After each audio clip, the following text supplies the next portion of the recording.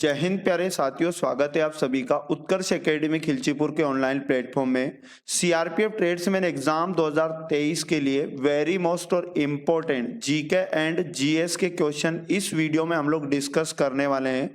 प्यारे साथियों, CRPF tradesman exam शुरू हो चुकी है, 1 जुलाई से पेपर शुरू हो चुके हैं।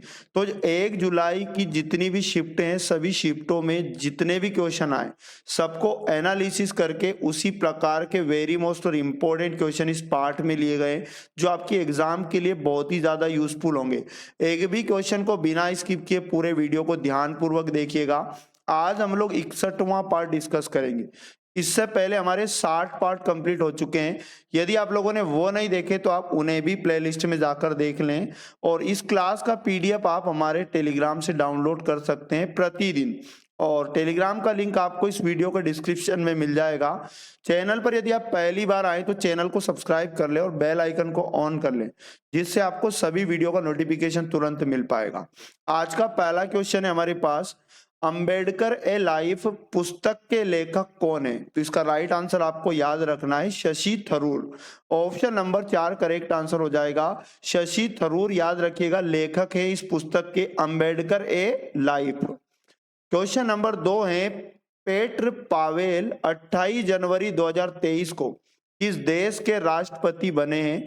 तो प्यारे साथियों, पेट्र पावेल याद रखिएगा चेक गणराज्य के राष्ट्रपति बने हैं नए। तो एग्जाम के लिए इंपॉर्टेंट हो जाता है। ऑप्शन नंबर 4 इसका करेक्ट आंसर हो जाएगा। और याद रखिएगा चेक गणराज्य के प्राइम मिनिस्टर यानी प्रधानमंत्री का नाम भी याद रखिएगा पेट्र फियाला। आगे यदि बात करें नेक्स्ट क्वेश्चन की, क्वेश्चन नंबर 3 है हमारे पास, सेरेना विलियम्स निम्नलिखित में से किस खेल से संबंधित है? तो प्यारे साथियों, सेरेना विलियम्स का संबंध टेनिस खेल से है। ऑप्शन नंबर 2 करेक्ट आंसर हो जाएगा। अब ये बैडमिंटन के फेमस खिलाड़ियों का नाम सुनिए, साइना नेहवाल और पीवी सिंधु। आगे यदि बात करें क्वेश्चन नंबर 4 की, जिम कॉर्बेट राष्ट्रीय उद्यान कहाँ अवस्थित है? तो राइट आंसर याद रखिएगा उत्तराखंड में। ऑप्शन नंबर 3 करेक्ट हो जाएगा। उत्तराखंड में है जिम कॉर्बेट राष्ट्रीय उद्यान। और मैं आपको बता दूं, मध्य प्रदेश के फेमस राष्ट्रीय उद्यान, रिवाइज करिए मेरे साथ, माधव और वन विहार, फासिल राष्ट्रीय उद्यान। और याद रखिएगा कर्नाटक में जो फेमस राष्ट्रीय उद्यान है बांदीपुर, नागरहोल और बन्नेरघट्टा। आगे यदि बात करें झारखंड के, तो झारखंड से आपको याद रखना है बेतला राष्ट्रीय उद्यान, और उसके बाद बेतला ही फेमस है, वेरी मोस्ट इंपोर्टेंट हो जाता है झारखंड के लिए। क्वेश्चन नंबर 5 है हमारे पास, अंतरराष्ट्रीय क्रिकेट परिषद जिसे इंग्लिश में आईसीसी कहते हैं, इंटरनेशनल क्रिकेट काउंसिल, इसका हेडक्वार्टर एग्जाम में पूछ सकता है। तो राइट आंसर आपको याद रखना है दुबई। ऑप्शन नंबर 4 बिल्कुल करेक्ट आंसर हो जाएगा। आगे यदि बात करें तो ये आईसीसी है ना, इसकी स्थापना भी एग्जाम में आ सकती है। तो आपको याद रखना है 15 जून 1909 को अंतरराष्ट्रीय क्रिकेट परिषद का स्थापना हुई थी। और उसके बाद यदि बात करें, भारत में भी क्रिकेट की एक संस्था है भारतीय क्रिकेट कंट्रोल बोर्ड, और इसका मुख्यालय आपको याद रखना है मुंबई में है। अगले क्वेश्चन की यदि बात की जाए 6 नंबर, संविधान के किस अनुच्छेद के द्वारा मौलिक अधिकारों की रक्षा की जाती है? तो प्यारे साथियों, इस अनुच्छेद का नाम आपको याद रखना, अनुच्छेद 32। तो भारतीय संविधान का अनुच्छेद 32 याद रखना मौलिक अधिकारों की रक्षा से संबंधित हो जाएगा। क्वेश्चन नंबर 7 है हमारे पास, निम्नलिखित में से कौन भारत के चुनाव आयुक्तों की नियुक्ति करता है? तो भारत के जो चुनाव आयुक्त की नियुक्ति की जाती है भारत के राष्ट्रपति के द्वारा की जाती है। ऑप्शन नंबर 4 करेक्ट आंसर याद रखिए। क्वेश्चन नंबर 8 है हमारे पास, भारत में सबसे दक्षिणी बंदरगाह किस राज्य में है? तो भारत का सबसे दक्षिणी बंदरगाह तमिलनाडु राज्य में है। ऑप्शन नंबर 2 करेक्ट आंसर याद रखिए। अच्छा, इस बंदरगाह का नाम क्या है? तो तूतीकोरिन बंदरगाह भारत का सबसे दक्षिणी बंदरगाह है, तो इसका नाम भी आपके लिए इंपॉर्टेंट हो जाता है। क्वेश्चन नंबर 9 है हमारे पास, विश्व का सबसे बड़ा महासागर कौन सा है? तो विश्व का सबसे बड़ा महासागर प्रशांत महासागर है। चलिए, सबसे बड़ा तो हमें पता चल गया प्रशांत महासागर है। अगर एग्जाम में पूछ ले विश्व का सबसे छोटा महासागर, तो आर्कटिक महासागर आपको याद रखना है। क्वेश्चन नंबर 10 हमारे पास है, निम्नलिखित में से कौन सी नदी बंगाल की खाड़ी में गिरती है। तो प्यारे साथियों, बंगाल की खाड़ी में गिरने वाली नदी गोदावरी है। ऑप्शन नंबर 1 करेक्ट आंसर हो जाएगा।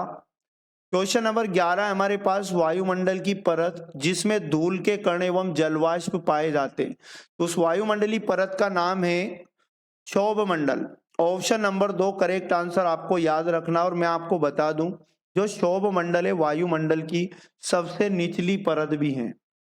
क्वेश्चन नंबर 12 है हमारे पास, भारत के नेपोलियन समुद्रगुप्त को किस नाम से भी जाना जाता है? तो समुद्रगुप्त को नेपोलियन के नाम से तो जाना ही जाता है, और किस नाम से जाना जाता है?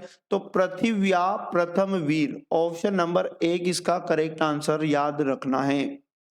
क्वेश्चन नंबर 13 है, भारत में शास्त्रीय भाषाओं की कुल कितनी संख्या है? इंपॉर्टेंट क्वेश्चन लगाइएगा।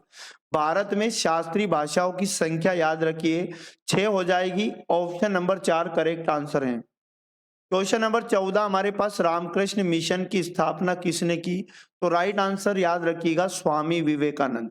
स्वामी विवेकानंद के द्वारा रामकृष्ण मिशन की स्थापना की गई। और एग्जाम में यदि डेट पूछ ले स्थापना कब की गई, 1 मई 1897 याद रखना। और रामकृष्ण मिशन का मुख्यालय एग्जाम में पूछ सकता है, तो इसका मुख्यालय याद रखिएगा बेलूर मठ, हावड़ा, पश्चिम बंगाल में है। आगे यदि बात करें क्वेश्चन नंबर 15 की, निम्नलिखित में से किस नदी के तट पर बद्रीनाथ का मंदिर स्थित है? तो प्यारे साथियों, इसका राइट आंसर हो जाएगा अलकनंदा। यानी बद्रीनाथ का मंदिर अलकनंदा नदी के तट पर स्थित है। लेकिन यदि एग्जाम में पूछ ले किस राज्य में है, तो राज्य का नाम आपको याद रखना है उत्तराखंड में। तो प्यारे साथियों, ये थे वेरी मोस्ट इंपॉर्टेंट क्वेश्चन जो आपको एग्जाम के अंदर इसी प्रकार के क्वेश्चन देखने को मिलेंगे। प्रतिदिन इस क्लास को जरूर वॉच किया करें। यदि आप सीआरपीएफ को छोड़कर अन्य किसी प्रतियोगी परीक्षा की तैयारी कर रहे हैं, तो भी जनरल नॉलेज, सामान्य ज्ञान सभी गवर्नमेंट एग्जाम के लिए इंपॉर्टेंट होता है। तो मिलेंगे नेक्स्ट वाले पार्ट में, पढ़ते रहिएगा। जय हिंद, जय भारत, वंदे मातरम।